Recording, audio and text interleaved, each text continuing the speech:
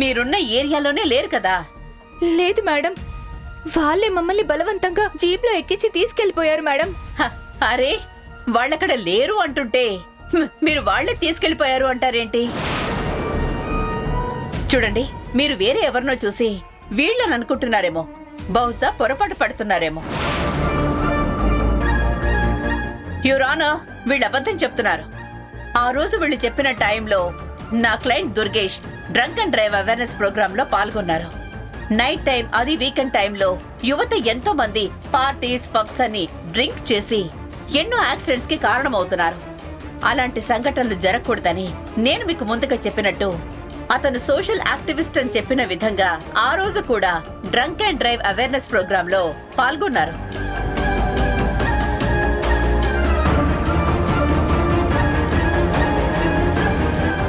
దానికి సంబంధించిన ఎవిడెన్స్ యువరానా.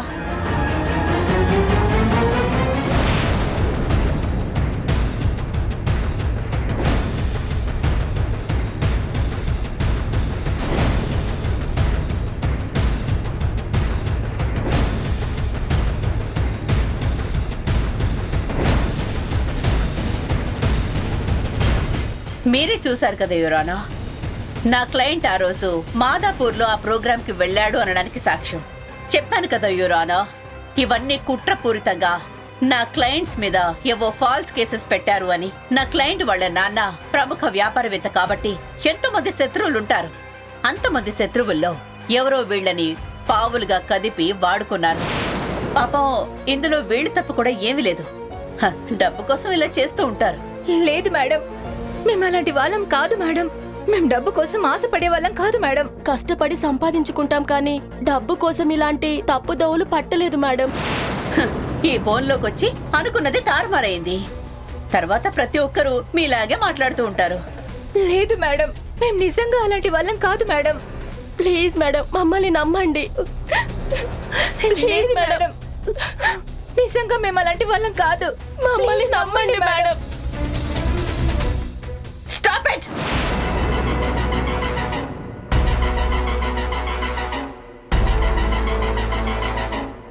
మీరిలా దొంగ ఏడుపులు ఏడ్చినంత మాత్రాన నిజాలు అబద్ధాలైపోవు. హ్యూరానా, ఒక అమ్మాయి అయ్యుండి ఇలా మాట్లాడడానికి నాకే సిగ్గుగా ఉంది. కానీ ఇలాంటివి అమ్మాయిలు చేయడం ఫ్యాషన్ అయిపోయింది. ఈ మధ్య కాలంలో ఇలాంటివి మనం ఎన్నో చూస్తున్నాం. కొంతమంది పబ్లిసిటీ కోసం, కొంతమంది డబ్బు కోసం రకరకాలుగా పిచ్చి వేషాలు వేస్తున్నారు. అబ్బాయిలు హెరాస్ చేయకపోయినా చేసినట్టుగా వీడియోస్ క్రియేట్ చేసి వైరల్ చేసేస్తున్నారు. అలాంటి చిన్న చిన్న సంఘటనలకే అబ్బాయిలు సూసైడ్ చేసుకోవడం కూడా మనం చూస్తున్నాం. అలాంటిది నా క్లయింట్స్ మీద వీళ్ళని ఎత్తుకెళ్లారు అనే అభియోగాలు మోపుతున్నారు. ఇక వాళ్ళ మానసిక పరిస్థితి ఎలా ఉంటుందో మీరే ఆలోచించండి యువరానా. నా క్లయింట్స్ ఇంకా మనోధైర్యం ఉన్నవాళ్ళు కాబట్టి ఇటువంటి కుట్రపూరితమైన అభియోగాలు మోపినా కూడా తట్టుకొని నిలబడగలుగుతున్నారు. న్యాయం కోసం పోరాడుతున్నారు. కాబట్టి దయచేసి వాళ్ళకి ఈ కేసుకి ఎలాంటి సంబంధం లేదని, వాళ్ళని నిర్దోషులుగా నిరూపించడం కోసం బెయిల్ మంజూరు చేయవలసిందిగా కోరుకుంటున్నాను యువరానా.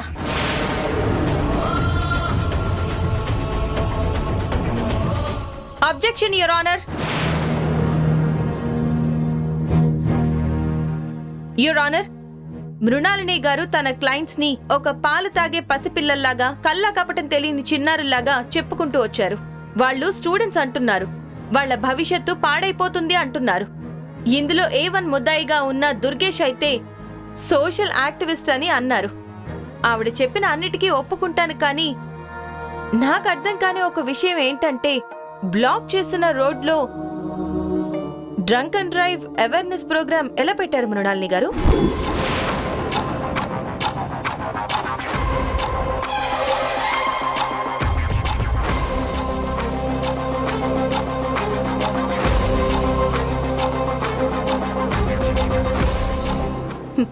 ఎస్ యువర్ ఆనర్, మృణాలిని గారు చెప్పిన మాదాపూర్ రోడ్ నెంబర్ 4 ఏదైతే ఉందో అది ఆ రోజు రోడ్ రెనోవేషన్ లో భాగంగా బ్లాక్ చేశారు.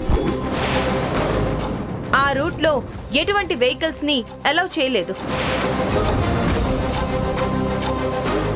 అలాంటి చోట వీళ్ళు drunk and drive awareness programme ఎలా పెట్టారో నాకైతే అర్థం కావడం లేదు యువర్ ఆనర్.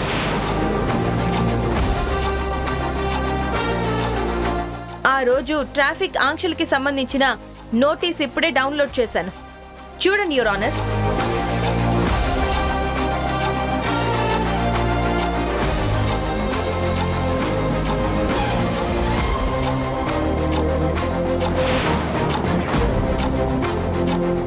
దీనిని బట్టి తెలుస్తుంది మృణాలిని గారు చూపించిన ఫోటో ఫేక్ అని, అది క్రియేట్ చేసింది అని. అలానే వీళ్ళని ఇప్పుడు బయటికి వదిలిపెడితే ఈ కేసుకి సంబంధించిన ఇంకా మరెన్నో సాక్ష్యాల్ని తారుమారు చేసే అవకాశం ఉంది యువర్ ఆనర్. ఆల్రెడీ నా క్లయింట్స్ కి సంబంధించిన వస్తువులు ఏదైతే ఉన్నాయో వాటి మీద ఫింగర్ ప్రింట్స్ అన్నిటినీ సేకరించి ఫారెన్సిక్ వాళ్ళు తీసుకెళ్లారు. దానికి సంబంధించిన పరీక్షలు జరుగుతున్నాయి. ఇలాంటి సమయంలో ఈ నిందితులు బయటుంటే వాళ్లకున్న పలుకుబడితో గాని డబ్బుతో కానీ సాక్ష్యాల్ని తారుమారు చేసే అవకాశం ఉంది. కేసుని ప్రభావితం చేసే అవకాశం ఉంది.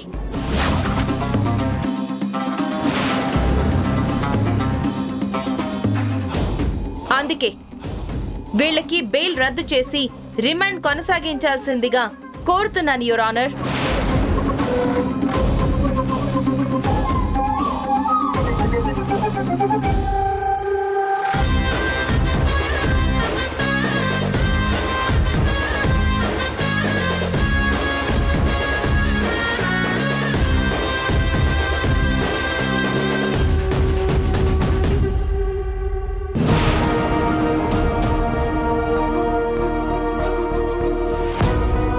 వాద ప్రతివాదనలు విన్న తర్వాత బాధితులైన అమ్మాయిలకి న్యాయం జరగాలనే ఉద్దేశంతో కేసు పక్కదవ పట్టకూడదనే కారణంతో దుర్గేష్ వాళ్ల తరపున లాయర్ అప్లై చేసిన బెయిల్ రద్దు చేయడం జరిగింది.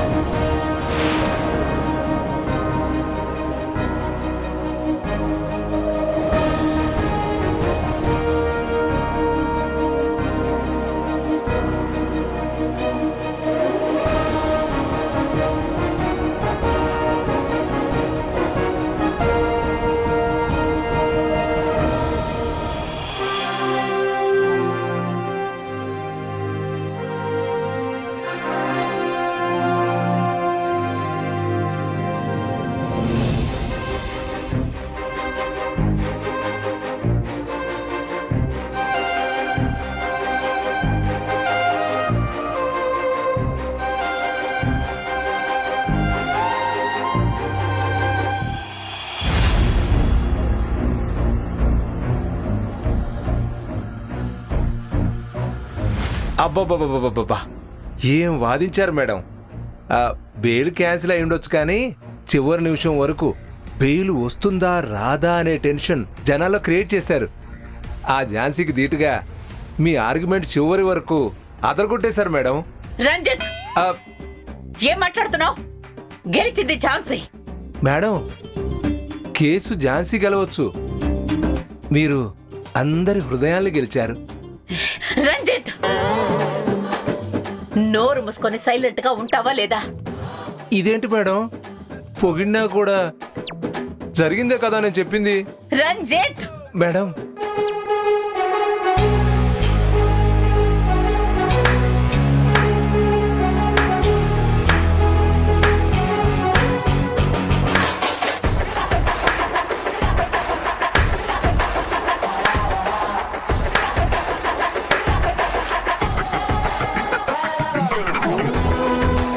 మేడం, ఇప్పటి నుండి ఈ కేసులో కోర్టుకొచ్చిన ప్రతిసారి ఓడిపోవడానికి సిద్ధంగా ఉండండి.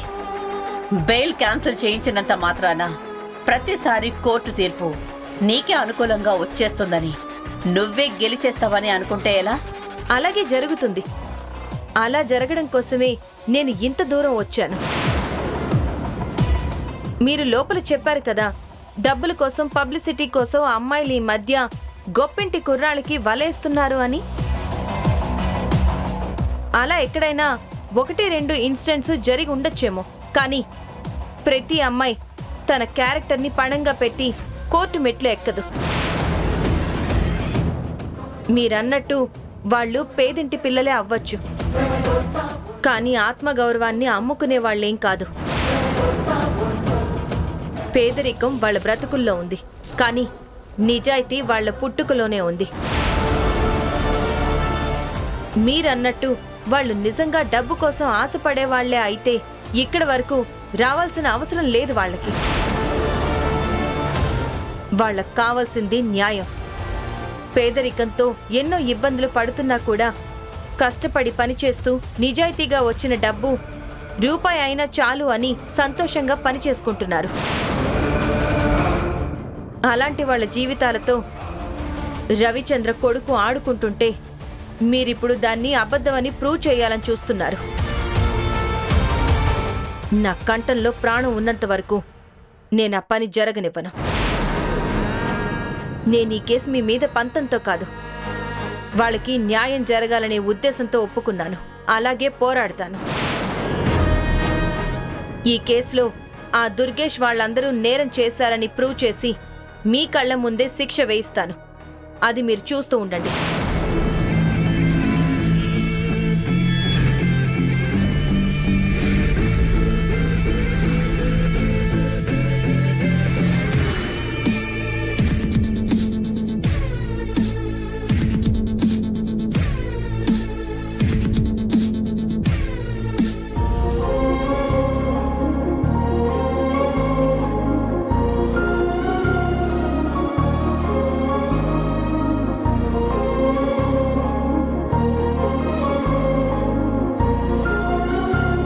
అమ్మా, మీరు రాకపోయి ఉంటే ఆ దుర్మార్గులకి బెయిల్ వచ్చేది.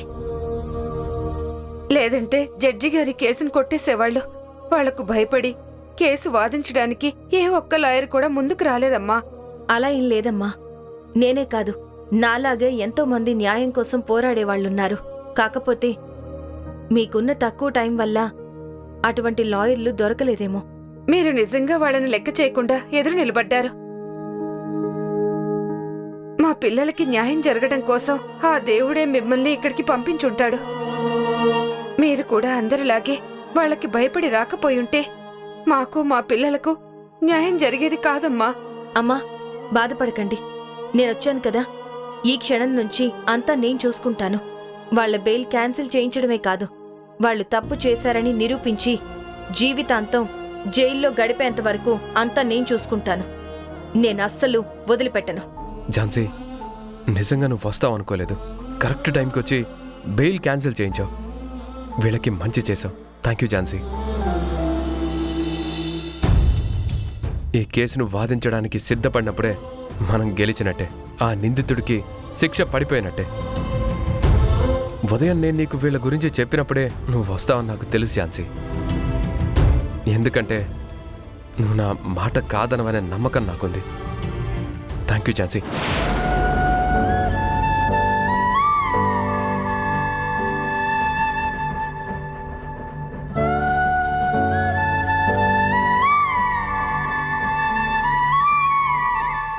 సరే అమ్మా, మీరు బయలుదేరండి. నేను తర్వాత మాట్లాడతాను. అలాగేనమ్మా.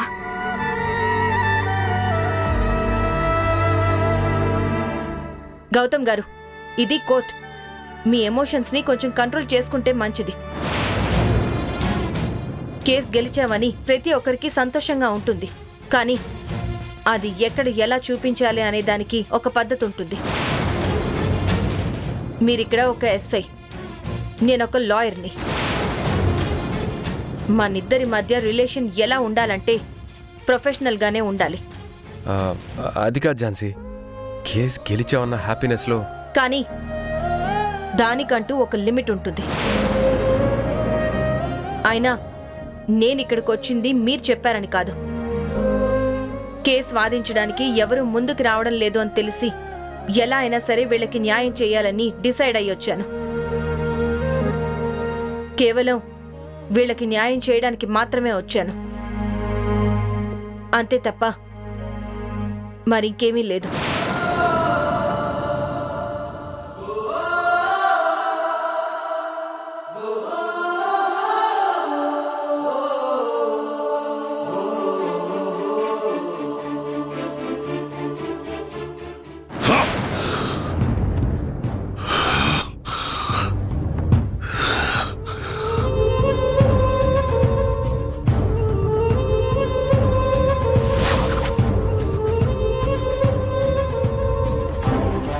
ఆవేశపడకండి. బెయిల్ ఇప్పుడు క్యాన్సిల్ అయ్యొచ్చు, కానీ నెక్స్ట్ టైం కంపల్సరీగా వస్తుంది. ఆపో.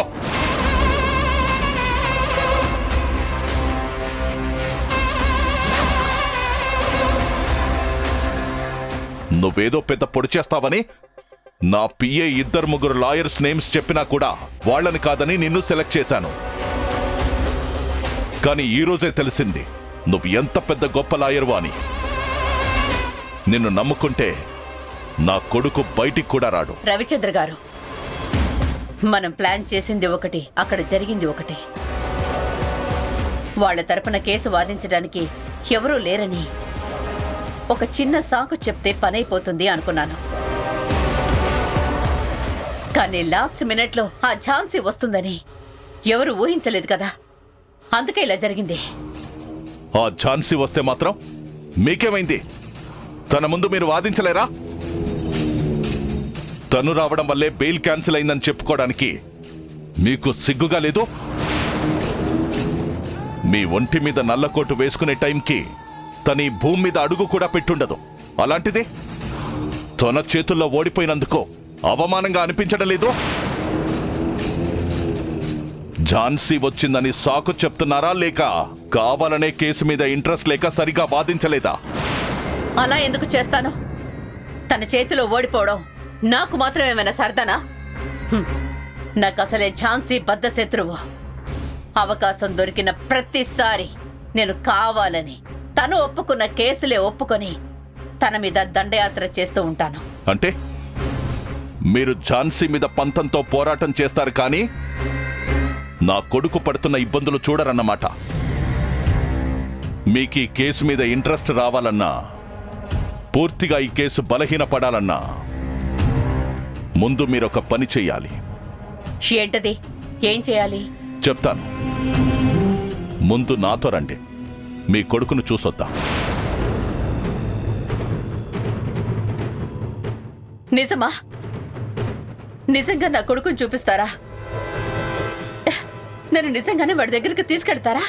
మృణాలిని గారు, మీకు మీ కొడుకంటే ఎంతో ప్రేమ అనుకుంటా. ఆ ప్రేమ ఏదైనా చేస్తుందనుకుంటా.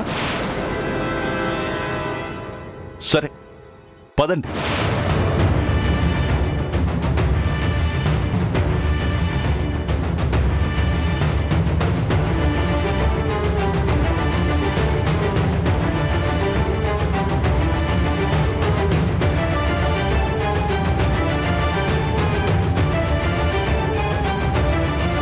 ఏంటిది? దీన్ని కళ్ళ కట్టుకోండి. ఎందుకు? మీరు మీ కొడుకు దగ్గరికి వెళ్ళాలన్నా, మీరు మీ కొడుకుని చూడాలన్నా నేను చెప్పింది చేయడం తప్ప మీకు వేరే ఆప్షన్ లేదు. ఈ క్లాత్ కట్టుకోనంటారా చెప్పండి. మీరు మీ కొడుకు జీవితాంతం వేరువేరుగా హాయిగా బ్రతకొచ్చు. లేదు, కట్టుకుంటాను. అంత పని మాత్రం చేయకండి.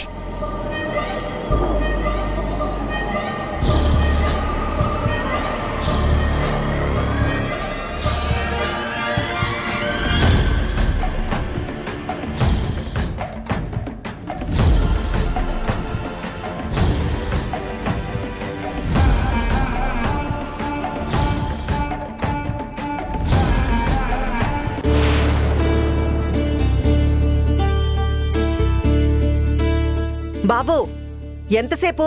త్వరగా కట్టండి, అవతల టైం అయిపోతుంది. గెస్ట్లందరూ వచ్చేస్తూ ఉంటారు. హలో, మీరు కూడా ఇంత లేట్ చేస్తే ఎలా? తొందరగా రండి. బాబు, తొందరగా కట్టండి, టైం అయిపోతుంది. సరేనా?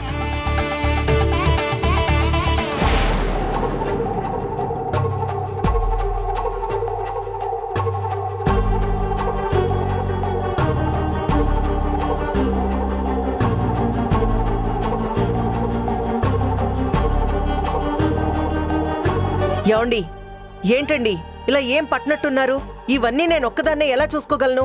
మీరు కూడా ఏదో ఒక పని చేయాలి కదా. అసలే ఫంక్షన్ కి టైం అయిపోతుంది. ప్రియాంక ఫ్యామిలీ వాళ్ళు వచ్చేలోపు అరేంజ్మెంట్స్ అన్ని పూర్తి చేయాలి కదా. అసలు ఈ చంద్ర పద్మ ఎక్కడున్నారు? చంద్ర, చంద్ర, పద్మ, ఇంత లేటుగా రెడీ అయ్యి వస్తే ఎలాగా? దగ్గరుండి మీరే పనులు చూసుకోవాల్సింది పోయి. అక్క, నువ్వేం కంగారు పడకు. ప్రియాంక వాళ్ళ ఫ్యామిలీ వచ్చేలోపు అన్ని పనులు పూర్తవుతాయి.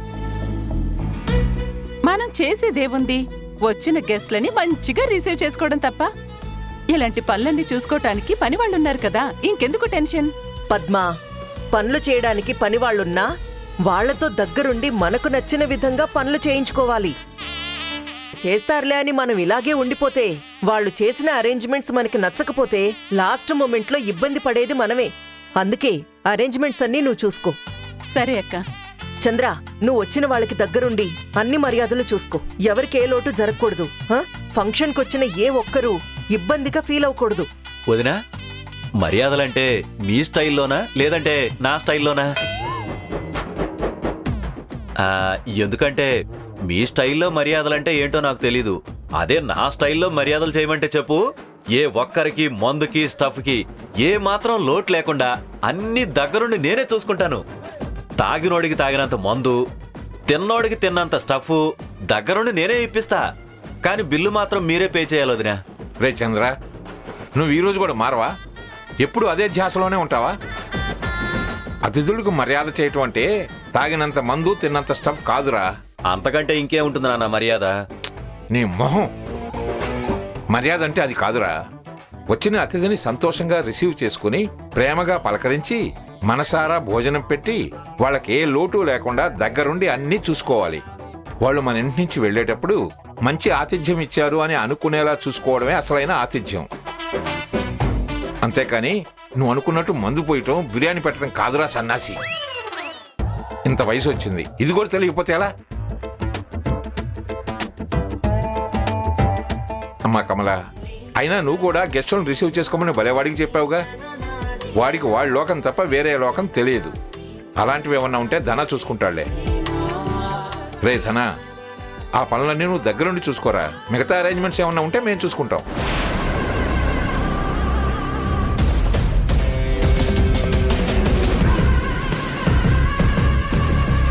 నువ్వు ఎంగేజ్మెంట్ చేసుకోవద్దక్క, ప్లీజ్.